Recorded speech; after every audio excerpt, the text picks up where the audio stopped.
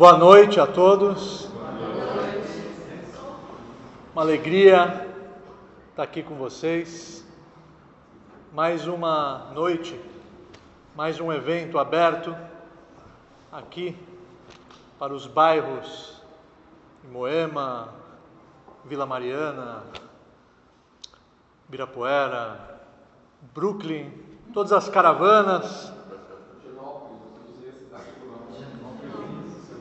E a gente agora está se preparando para a cabeça do ano, Rosh Hashanah. Estranho esse nome, Rosh Hashanah, cabeça do ano, devia ser Shana Hadashah, um ano novo. Como é que é o Réveillon? Como é que falam? Réveillon, ano novo. O que é a cabeça do ano? Rosh, em hebraico, é a cabeça. É a cabeça do ano. Por que esse nome? E a gente agora está se preparando para esse grande dia. É o dia que está escrito Ayom Harat Haolam.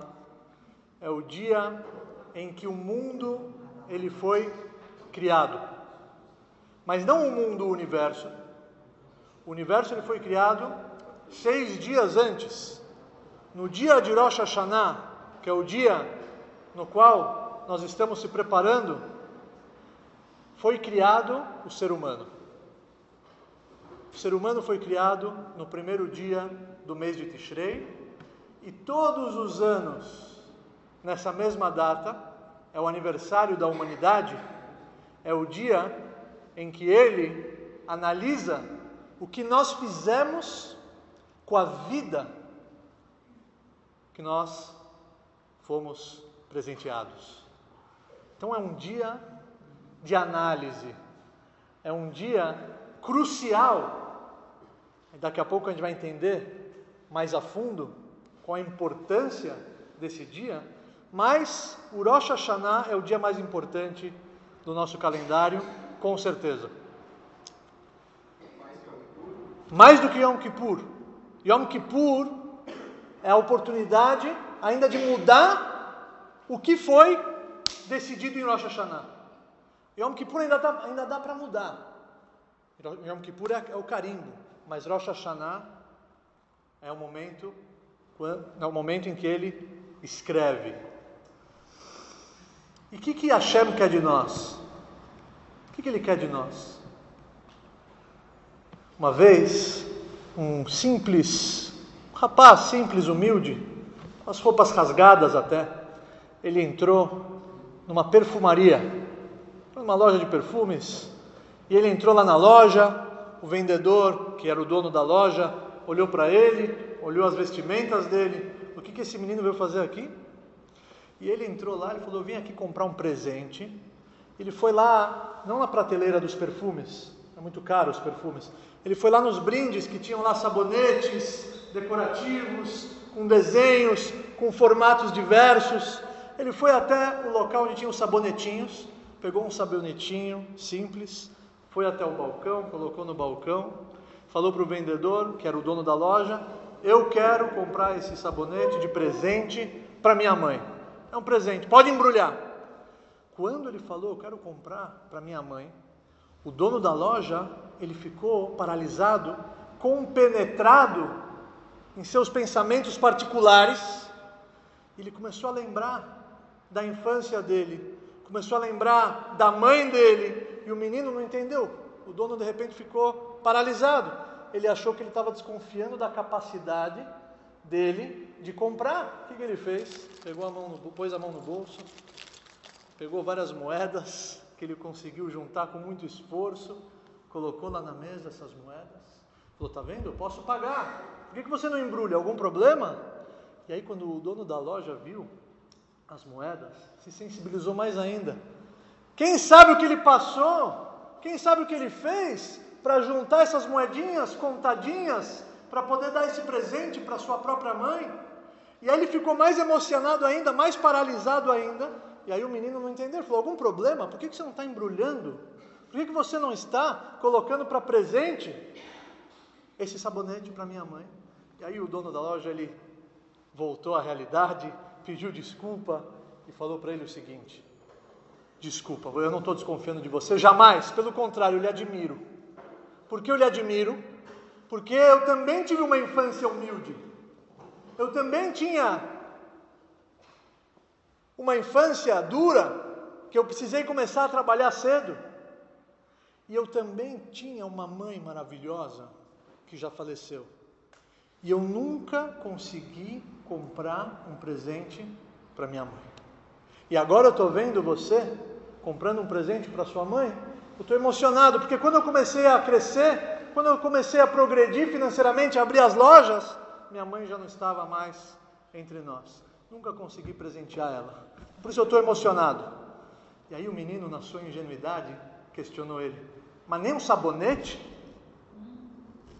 Nem um sabonete você conseguiu comprar para tua mãe?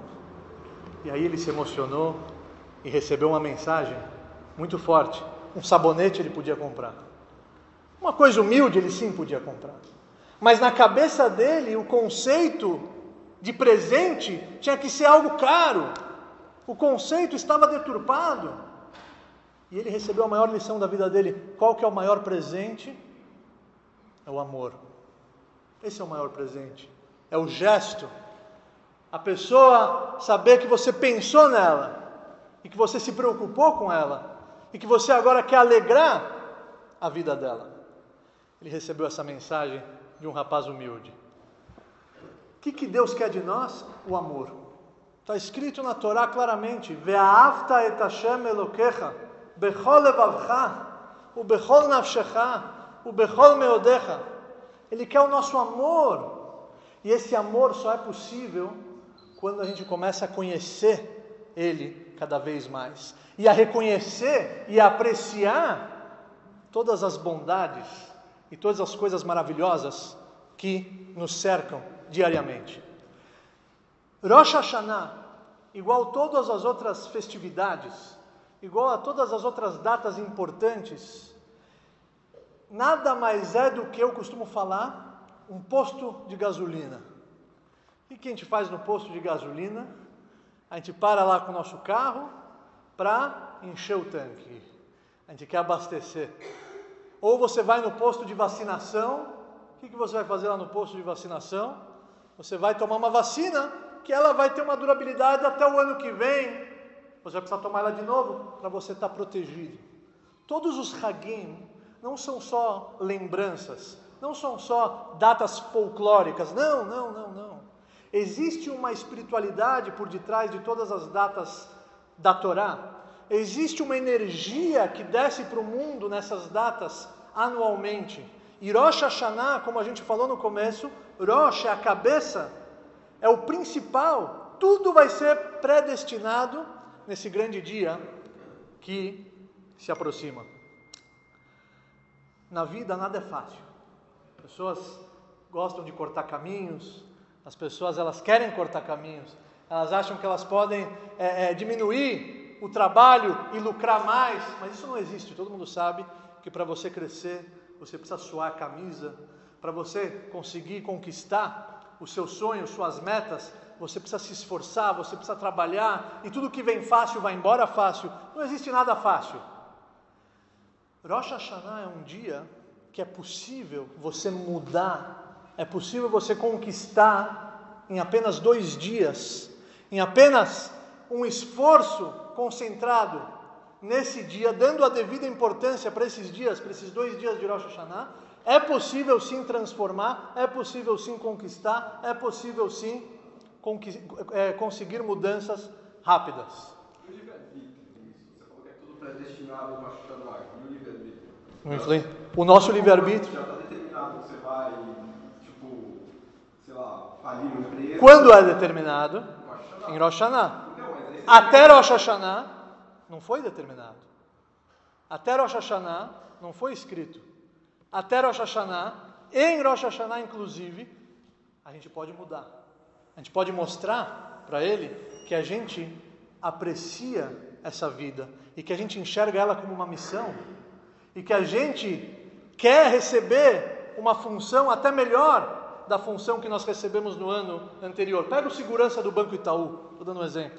Ele chegou no horário todo dia, ele não faltou, ele estava lá a postos, atento, nunca falhou em serviço, vai passar um ano, o gerente vai promover ele talvez, vai analisar, será que ele merece continuar no posto? Será que ele merece uma missão nova? Será que ele merece um novo desafio? Eu confio nele, mas tudo vai depender da análise do ano que passou. Pessoal, está escrito no Zohar. O Zohar é a obra máxima da Kabbalah. Já ouviram falar do Zohar? Quem escreveu o Zohar foi Rabbi Shimon Bar Yochai, o grande mestre Bar Yochai. Ele escreveu o Zohar. Toda a parte mística e esotérica, a Kabbalah, a base da Kabbalah é o Zohar HaKadosh, o sagrado livro do Zohar. Ele escreve que em Rosh Hashanah, Simana Milta. O que é Simana Milta? Rosh Hashanah é um sinal para o ano inteiro. O que isso significa? Existem alimentos especiais que nós colocamos na mesa de Rosh Hashanah, e nós, através desses alimentos que eu já vou falar quais são, a gente pronuncia uma brachá, e isso é um sinal para o ano novo. Por exemplo, se pega a maçã e coloca ela no mel, e a gente faz uma brachá, que a gente possa ter um ano doce como mel. Shana Tová Umetuká. Mas peraí, só porque eu coloquei a maçã, sim, é um sinal, uma tefilá, e através dessa prática, dessa tefilá, a gente pede para Hashem que o nosso ano seja doce, igual o mel que a gente está comendo agora, fazendo a brachá na mesa do jantar de Rosh Hashanah. A pergunta que eu tenho, não estou questionando o Zohar, que é um sinal para o ano inteiro, é um símbolo. Por que o mel? Tem outras coisas que são doces. Por que justo o mel? Natural, mas tem outras coisas também.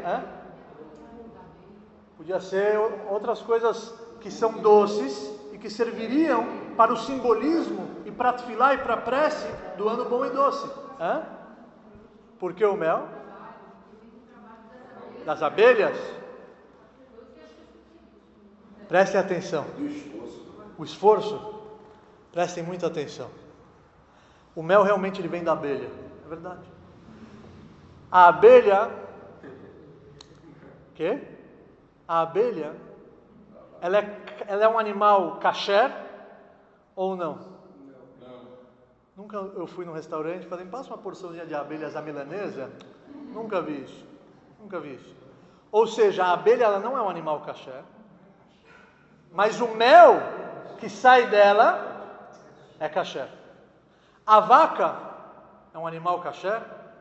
Sim, está escrito na Torá claramente. O casco é fendido, ela é ruminante e tem os sinais da kashrut. O leite que sai dela também é kasher, por ela ser um animal puro para o povo de Israel. O leite também dela é kasher. Agora o leite do camelo, já não. Leite de burra, também não. Agora o leite da vaca, sim. Ou seja, vocês estão vendo aqui que existe uma regra em kashrut. O que sai do puro é puro, e o que sai do impuro é impuro, com exceção do mel da abelha. Com exceção do mel da abelha. A abelha, que é um animal impuro, dela sai o mel, que sim é puro. Nós comemos esse mel na mesa de Rosh Hashanah. Aqui tem uma mensagem muito forte para as nossas vidas. Não foi à toa que escolheram o mel. O mel, ele é o símbolo da transformação. A pessoa pode chegar em Rosh Hashanah e falar, puxa, meu ano não foi bom. Eu não fiz nada certo. Eu escorreguei, não tomei iniciativa, não arreguecei as mangas, fiquei na minha. Aí vai chegar em Rosh Hashanah, ele vai estar desanimado para ir na sinagoga. Vai chegar em Rosh Hashanah, ele vai ficar desanimado para escutar o shofar. Vai chegar em Rosh Hashanah, ele nem vai querer pôr a maçã, nem o mel, nem as outras coisas na mesa. Ele vai estar triste. Vem os nossos sábios e falam, eu quero na mesa de Rosh Hashanah, antes de servirem o banquete, antes de servirem o manjar, eu quero a maçã com mel. Porque o mel ele simboliza que por mais impura que seja a situação, por mais desgostoso que você se sinta, Rosh Hashanah é um momento que tudo é possível. Toda transformação, ela é possível no dia de Rosh Hashanah. E o nosso julgamento e a análise vai ser feita pela interpretação da nossa conduta em Rosh Hashanah. Na leitura da Torá, desse dia tão importante, nós lemos a passagem que Avraham, nosso patriarca, ele escuta a voz da esposa, ele escuta a voz de Sará. Deus se revela para ele, estava em dúvida se ele escutava ou não. Deus se revela para ele e fala, olha, escuta a sua esposa. As mulheres gostam dessa passagem. Escuta a sua esposa. Por quê? Qual que era a dúvida de Avraham? Avraham, ele estava em dúvida. Ele teve um filho com Agar. Antes de Sará engravidar e nascer Yitzhak, ele teve um filho chamado Ismael com Agar. Nasce Yitzhak, entre ele e Sara, uma gravidez milagrosa. Os anjos vieram anunciar da gravidez dela. Ela era uma mulher de 90 anos, ela deu risada, e por isso que ele recebeu o nome de Yitzhak, que Yitzhak vem da raiz tzchok, que é risada, que é riso. Ela falou, eu vou engravidar? Deus concedeu a eles um filho e falou para Avraham, Beitzhak kareh lechazer, de Yitzhak vai sair a nação, que eu prometi que de você sairá uma grande nação, povo escolhido, que vai receber a Torá. De Yitzhak vai sair essa nação.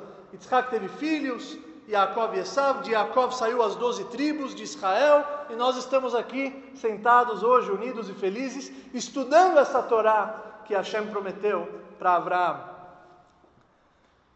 Chegou um momento em que a Sara, nossa matriarca, ela ficou preocupada. Por que ela ficou preocupada? Porque ela viu Ismael como uma má influência para Yitzhak. Ela viu Ismael pegando Yitzhak, levando ele lá para as baladas, levando ele para uns lugares meio diferentes. E ela ficou preocupada. Yitzhak é o futuro do povo de Israel. Yitzhak, que é o DNA, não pode ter nenhuma influência, não pode ter nada, não pode ter nenhuma influência negativa. Temos que preservar a pureza desse menino. E aí ela falou, olha, com todo respeito, Avraham, você tem que encaminhar eles para outro lugar. O Ismael com o Yitzhak não vai dar certo. É uma má influência para o meu filho. E aí Avraham fica em dúvida se ele escuta ou não escuta. Hashem fala para ele, pode escutar ela, que ela tem razão. Avraham encaminha Agar com Ismael, com muita riqueza. Ele não deixou faltar nada para eles. Eles estão no meio da sua trajetória, no meio da sua viagem no deserto. Acaba a água. No deserto sem água, muito complicado. E aí a Agar com Ismael começam a rezar. E Hashem abre os olhos de Agar e ela consegue ver. Hashem abre os olhos de Agar e ela consegue ver, enxergar um poço de água. Naquele momento em que ela vê o poço de água, milagrosamente Deus fez aparecer aquela água no deserto. Os anjos, lá em cima no Shamayim, começam a se rebelar, começam a protestar. Os anjos começam a alegar, Hashem, você vai salvar Ismael? De Ismael vai sair inimigos para Israel. Olha só o que vai sair lá na frente deles. Mostrou para Hashem. Eles mostraram. Vale a pena, deixa ele quieto aqui, acaba com ele agora, corta o mal pela raiz. E a Kadosh Baruch Hu responde, não. Tem até um passuco que tem sido Be'asher Husham. A interpretação desse passuco é que Deus, ele julgou eles de acordo com o status espiritual que eles se encontravam naquele momento. Naquele momento ele não merecia o castigo. Naquele momento ele merecia ser salvo.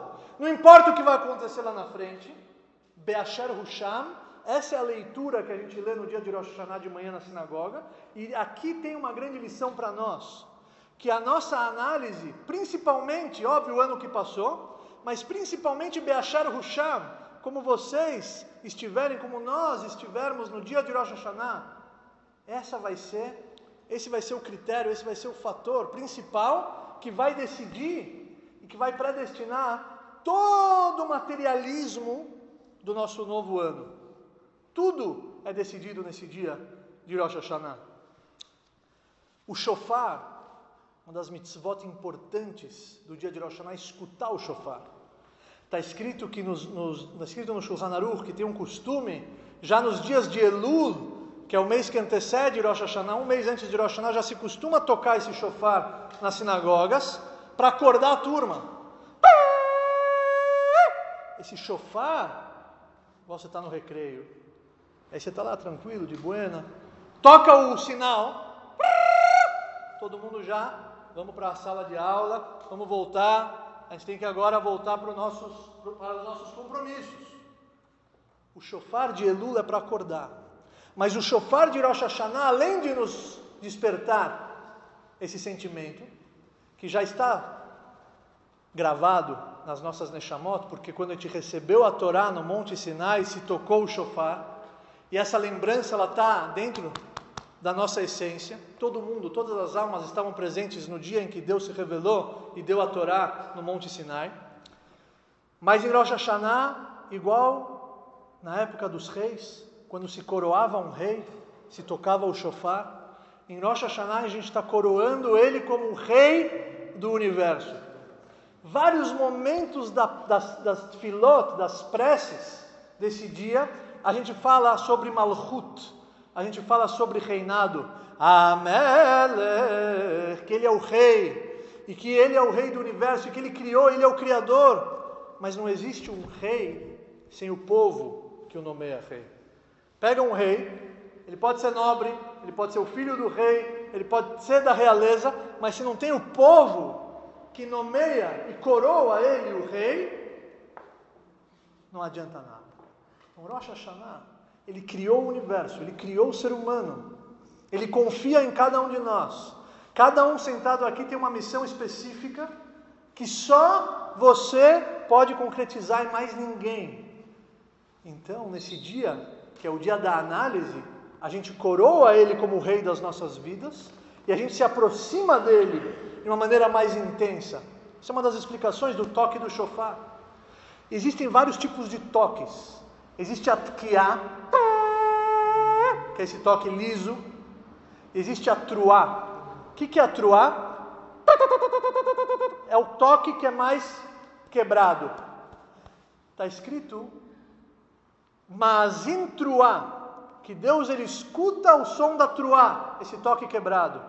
Agora, escutar em hebraico pode ser lishmoa, pode ser também lishmoa, shmiá. Por que está escrito Maazim? Maazim é um escutar com atenção e carinho. Em outras passagens do Tanakh, quando está escrito a linguagem, a expressão de leazim, de azaná, não é escutar por escutar. Eu escutei o som lá fora do barulho do caminhão, mas não fiquei prestando atenção. Será que é caminhão? Será que é ônibus? Será que é carro? Será que é um caminhão? Não escutei com atenção. Não escutei o som. Agora, leazim, de maazim truá, é que Hashem ele escuta com carinho e com atenção, com proximidade. E a truá, ela simboliza os momentos da nossa vida, assim como a tkiá, que é lisa, a truá que é quebrada, ela simboliza os momentos da nossa vida que as coisas não estão lisas. As coisas não estão acontecendo de uma maneira fácil. Não está um pouco diferente do que eu gostaria que fosse. Eu queria que fosse diferente do que está sendo agora. Está quebrado. Está com muita interrupção. Quando eu resolvo um problema, aparece mais dois. Aí eu resolvo esses dois, de repente me ligam com aquela notícia horrível. E eu não aguento mais, está tudo quebrado. É um leão por dia. Saiba que nesse momento da truá, a Kadosh Baruch Hu Hashem Maazim truá, ele está escutando de pertinho, ele está te testando, ele está te provando, igual um personal trainer que veio aqui na quarta-feira à noite, quando a gente tem o Temac para os jovens, ele chegou para mim, olha só o meu cartão novo. Falei, que bonito, agora com o cartão você vai conseguir vários alunos, fazer o marketing.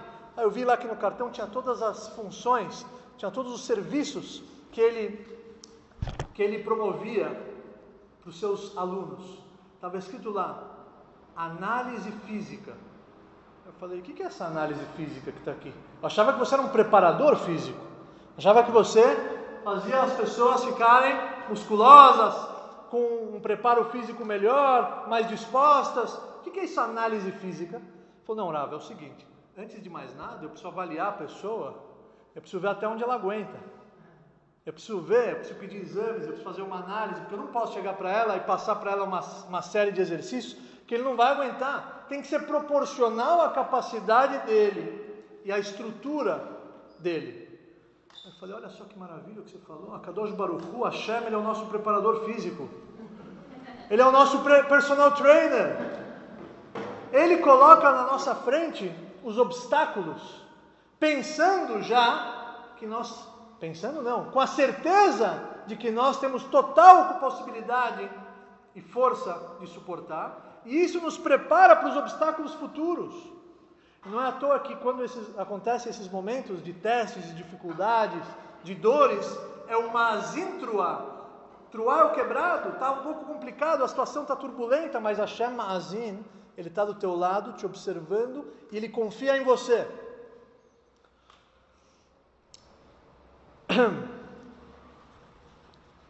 A mesma abelha que pica, dela sai o mel. Às vezes dessa picada, você vai colher coisas doces. Uma vez eu escutei uma história emocionante, é uma história que relata basicamente o que a gente falou, sobre plantar com suor, para a gente poder colher os frutos com alegria. Uma vez, um rabino chamado Noah Weinberg, ele costumava ir no Kotel. Já foram para o Kotel?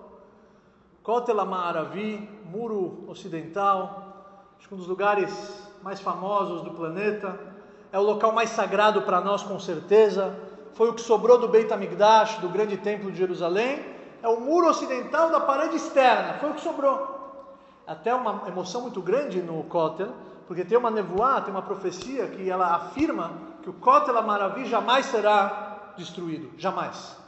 E o povo de Israel já foi conquistado várias vezes. Israel já foi domínio de várias nações e o Kotel está lá intacto.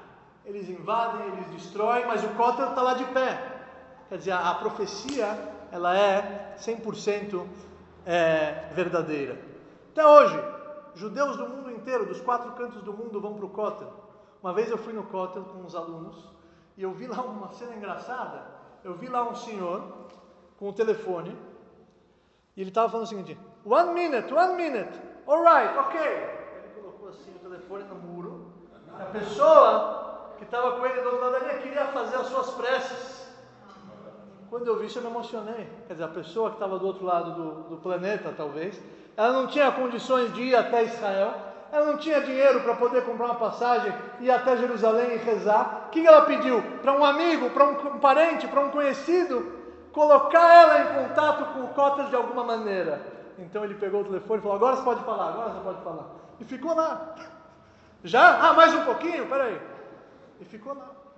Olha que bonito, olha que coisa maravilhosa. Então esse rabino Noah Weinberg, ele ia no Kotel, e ele tinha uma yeshiva, que a yeshiva existe ainda, mas o Rav Noah já faleceu, em frente ao Kotel. A yeshiva Esha Torah.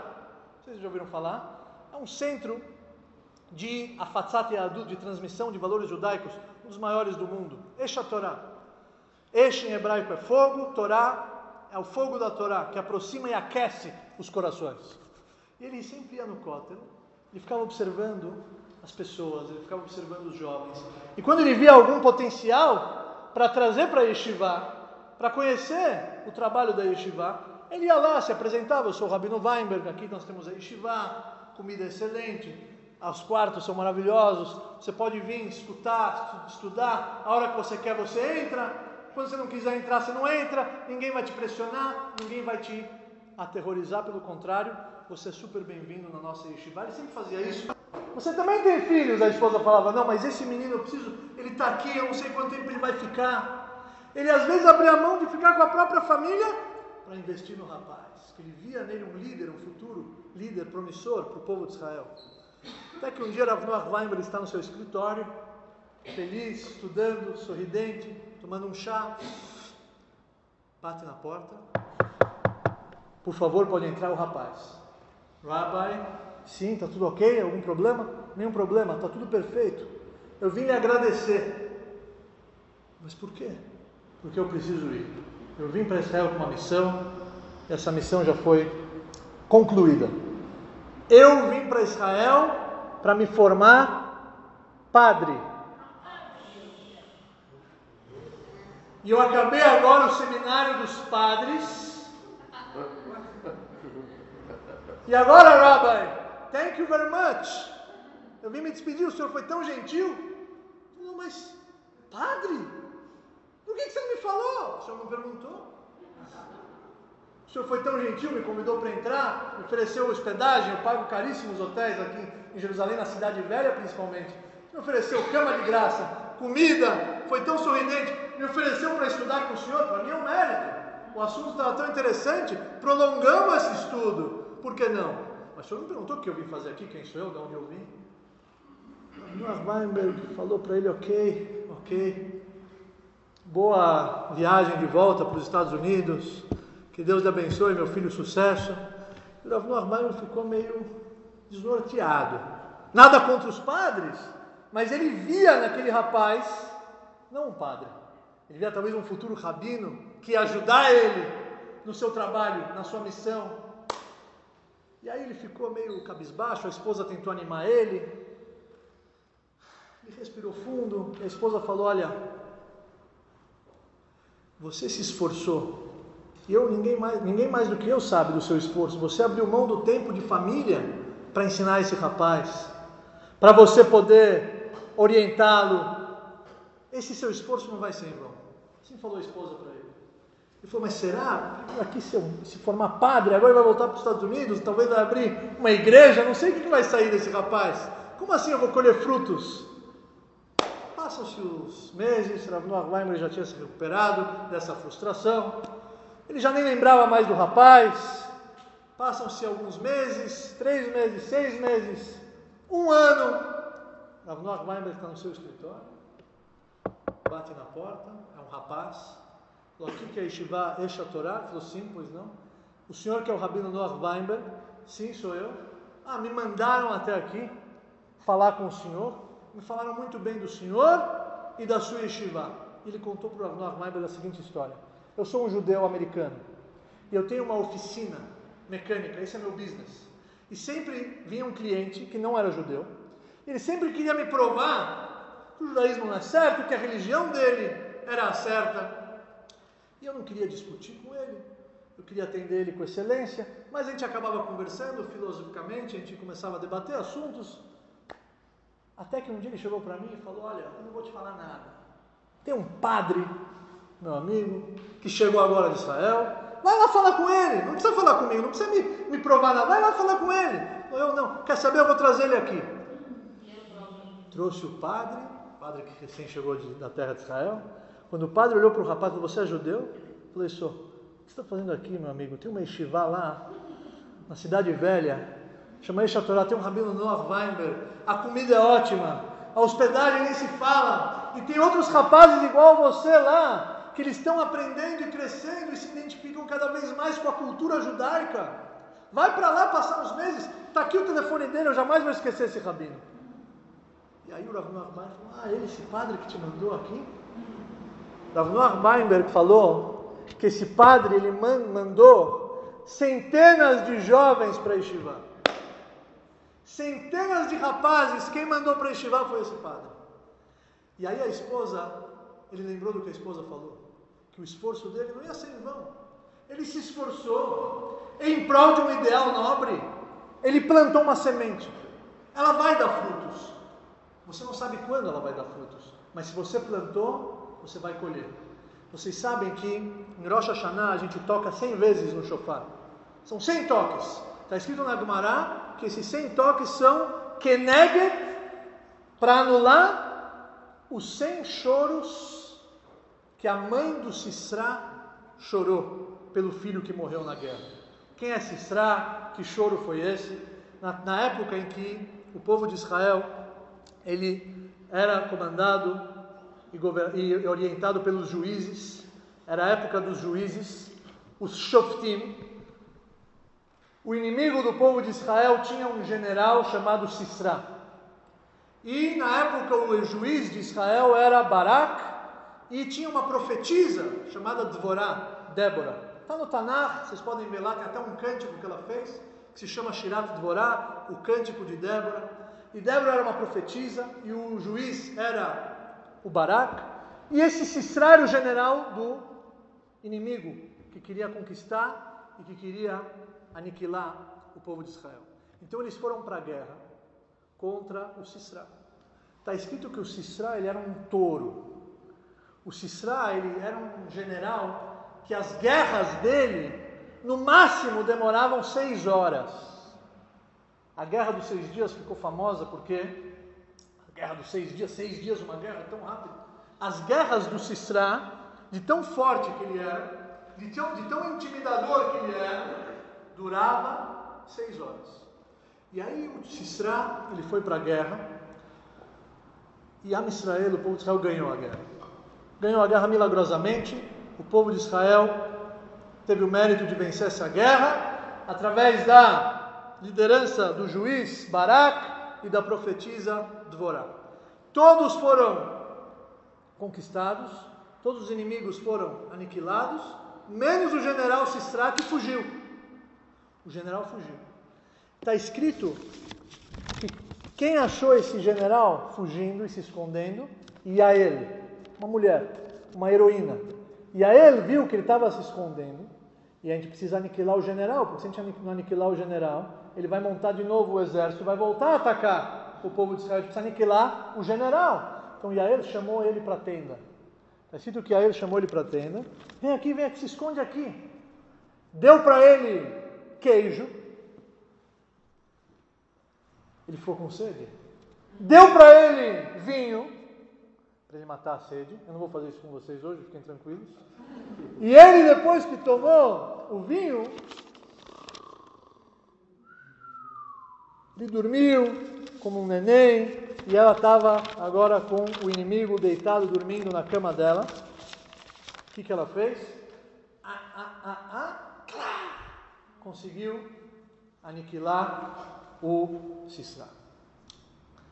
Está escrito, pega aquele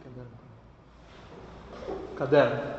Está escrito que essa atitude de Yael, esse mérito que Yael teve de salvar o povo e libertar eles do general inimigo Sisra, não foi à toa que caiu nas mãos dela essa salvação. Está escrito no Midrash que Yael era descendente de nada mais, nada menos do que Itró. Quem foi Itró? O sogro de Moshe. Moisés, ele cresceu como um príncipe no Egito, ele foi salvo pela filha do tirano, pela filha do faraó, que estava revoltada com os horrores e os decretos do pai. Ela foi para o Nilo se banhar, e ela achou Moshe na Teivá, ela adotou Moshe como seu próprio filho, e Moshe cresceu no palácio como um príncipe, até ele sair do palácio e presenciar a escravidão dos seus irmãos. Então ele se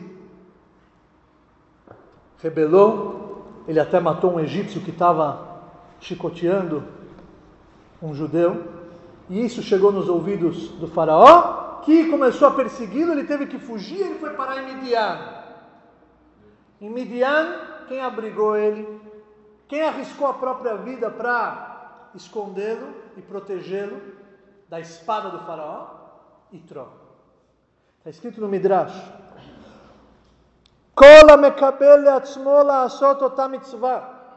todo aquele que na vida ele se dedica, ele se sacrifica em prol de um ato positivo. En ota mitzvah poseket mi beito. Esse ato nobre não vai sair jamais da sua família. Hu kibel goel shebarach mipnei soneh. Itró salvou o Salvador, quem era? Moisés, que estava fugindo do perseguidor do faraó. Amad mi beito, saiu dele quem? Yael, no futuro, saiu dele uma moça chamada Yael. Yael, shekibel soneh shebarach mipnei goel. Zosisra shenas laoel shel Yael. Ela teve o mérito de receber o inimigo, Sisra, na casa dela. Ela conseguiu dar para ele de comer e beber, para ele dormir, para ela poder salvar e libertar de uma vez por todas o povo de Israel do inimigo, da perseguição. Mas por que justo nas mãos dela? Porque não foi outra pessoa que achou o Sisra querendo se esconder? Porque ela era descendente de quem? De Itró. E Itró se sacrificou em prol desse ideal. ele arriscou a própria vida para salvar e esconder Moshe, então isso aqui ficou cravado na sua árvore genealógica. Isso aqui ficou como se fosse uma bandeira fincada para os seus descendentes. Igual o rei Davi, ele escreve Azorea bedimah beriná uktsoru. Ele escreve nos Salmos Azorim bedimah beriná uktsoru. O que significa? Aqueles que plantam com lágrimas, colhem com alegria. Uma vez em Israel, na cidade de Bnei Brak, uma cidade famosa em Israel, Bnei Brak, cidade muito importante, tem muita Torá nessa cidade, Bnei Brak. Uma vez, no meio da rua teve um atropelamento, e estava lá, era uma senhora de idade, que estava lá no chão, infelizmente ela tinha falecido. Chegou a polícia, chegou todo mundo, aquela bagunça, sirene, e aí estavam tentando entrar em contato com algum familiar daquela senhora para avisar. Ninguém conseguia se conectar com ninguém, nem com o filho, nem com o sobrinho, nem com o neto. Parecia que aquela mulher não tinha ninguém nessa vida, era uma mulher sozinha. E a polícia queria pegar o corpo para fazer o quê? A autópsia, o que é algo muito, muito, muito delicado. Na Cabala está escrito que a gente não pode fazer esse tipo de coisa porque é um sofrimento para Neshama. Tem um cuidado especial com o corpo do falecido, a maneira de se enterrar, de acordo com a Halachá, de acordo com os preceitos judaicos da pureza. E aí queriam pegar para fazer a autópsia, todo mundo que estava na rota não queria deixar, começou uma guerra entre a polícia e as pessoas daquele bairro, até que a polícia falou, mas a gente precisa descobrir o que aconteceu, a gente precisa verificar, essa mulher não tem parentes, parece que é uma mulher sozinha. Quando os policiais falaram que ela não tinha parentes, é aí que se formou um corredor humano em volta do corpo, porque tem um conceito no judaísmo que se chama Met Mitzvah. O que é o Met Mitzvah? O Met Mitzvah é um morto que não tem quem enterrar ele. Então a mitzvah, cuidar e atender e enterrar ele de acordo com os preceitos judaicos, de uma maneira digna. Está escrito que até o Cohen ele não pode se impurificar, ele não pode entrar em contato com os corpos dos falecidos, mas, está escrito na Gemara, que para enterrar um Met Mitzvah, ele pode. De tão importante que é fornecer e dar auxílio e um enterro digno para alguém que não tem parentes que possam se encarregar dessa tarefa. Então, quando falaram que era Met Mitzvah, começaram os alto-falantes, começaram a espalhar Met Mitzvah, Met Mitzvah, Met Mitzvah. E aí, quando de repente se olhava para o lado, eram centenas e milhares de pessoas se ocupando com o enterro daquela senhora. Sabe quantas pessoas tinham no enterro daquela senhora? 300.000 pessoas! Às vezes falecem sábios, eruditos, rabinos, e não tem esse número de pessoas no enterro. E aí todo mundo ficou com uma pulga atrás da orelha. Quem é essa mulher? O que ela fez para merecer esse enterro com tanta honraria? Está escrito que os rabinos, está saindo no jornal as fotos, o Rav Chaim Kanievsky, o Rav Steinman, autoridades mundialmente reconhecidas, rabinos muito importantes saíram de suas casas, porque é Met Mitzvah, é um Met que não tem, é Mitzvah, a gente tem que participar. O que essa mulher fez para merecer tantas honrarias e a presença ilustre desse Rav Kanievsky, desse Rabino Steinman, que hoje são considerados os maiores rabinos do mundo? Ninguém sabia quem era essa mulher. Até que, na casa do Rav Chaim Kanievsky, quando a esposa dele escutou, a Rabanit Kanievsky, Alea Shalom, quando ela escutou o nome da mulher, ela falou, está explicado. Eu conheço ela. Eu lembro dela, da Europa.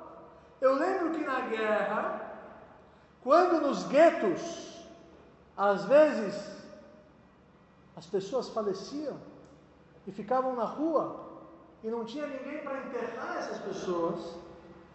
Essa mulher, eu lembro, ela que arregaçava as mangas. Era ela que arregaçava as mangas e cuidava pessoalmente do enterro dessas pessoas coitadas, essas pobres almas que faleciam no meio da rua, nos guetos. Está explicado. Está explicado porque ela mereceu um enterro desse porte? Está explicado. Azorim bedimah berinai ktsoru, está escrito, quem planta com suor, vai chegar um momento que ele vai colher os frutos do que ele plantou. E Hashem ele não fica devendo para ninguém. Para ninguém. Até uma atitude mínima. No Tanakh está escrito que o inimigo, Moab, era um dos inimigos do povo de Israel, o povo de Moab. Eles tinham um rei chamado Eglon. Eglon Melech Moab. Está escrito que esse Eglon Melech Moab, ele era uma pessoa bem avantajada, uma pessoa bem forte, que tinha uma pança grande. E está escrito que o juiz, a gente falou da época dos juízes, ele planejou uma estratégia para poder derrotar. Para você derrotar um povo, a primeira coisa é conseguir derrubar o rei. Se derruba o rei, o povo fica desnorteado, o povo fica abalado, fica muito mais fácil você conquistar. Então ele foi até o rei, o Eglon, falou para os guardas que ele tinha um segredo para falar com o rei. Eu tenho um Dvar Seter El HaMelech Melokim. Eu tenho um recado de Deus para poder dar para o rei de Moab, o Eglon. Os guardas deixaram ele entrar, sem falar o Tanakh, e o rei de Eglon escutou, peraí, você falou Dvar Seter Melokim? Você falou de Eloquim, de Deus? Então peraí, é um segredo? Mandou todo mundo sair da sala do trono. E você falou que é de Eloquim, então eu vou levantar, não vou escutar um segredo de Deus sentado, uma falta de respeito. Eu vou levantar. E aí o Tanakh fala que ele se esforçou para levantar, porque ele era uma pessoa bem fofinha. E quando ele se posicionou, ele falou, agora você pode falar o segredo. Está escrito que o Shofet, ele pegou uma faca que estava escondida e apunhalou o rei Eglon, que ficou sem ar e que faleceu naquele momento, naquele instante. Ninguém sabia de nada, o quarto estava vazio. Ele saiu da sala, ok, já deu meu recado, foi lá para Mahané, para o acampamento, falou que ele já tinha assassinado o rei e que agora o povo de Israel pode conquistar o inimigo, o povo de Moab, que estava fazendo muitas tzarot, muito sofrimento para nós. Está escrito que esse rei de Moab, ele recebeu a recompensa. Por que a recompensa? Ele era o inimigo. O povo de Moab estava fazendo o povo de Israel sofrer. Eles estavam perseguindo a Israel. Que recompensa ele recebeu? Está escrito no Midrash que dele saiu Ruth, a filha dele, que se converteu para o judaísmo, e ela que se casou com Boaz, e Boaz teve um filho chamado Obed. O filho de Obed foi um homem chamado Ishai, e de Ishai saiu um menino chamado Davi, que se transformou no rei Davi, que escreveu os Salmos, que foi o rei de Israel, que foi o pai de Shlomo, de Salomão. Mas não tinha uma regra que o pessoal desse povo não podia se converter? Tinha, mas não a mulher, o homem. E Ruth era a mulher. Está escrito Moavi pela Moaviá, e a Ruth se converteu. Dela saiu o rei Davi. O que ela fez para merecer que dela vai sair o rei Davi? Óbvio que ela teve tudo, ela se esforçou, ela foi atrás, mas o que o pai dela fez para merecer esse narras?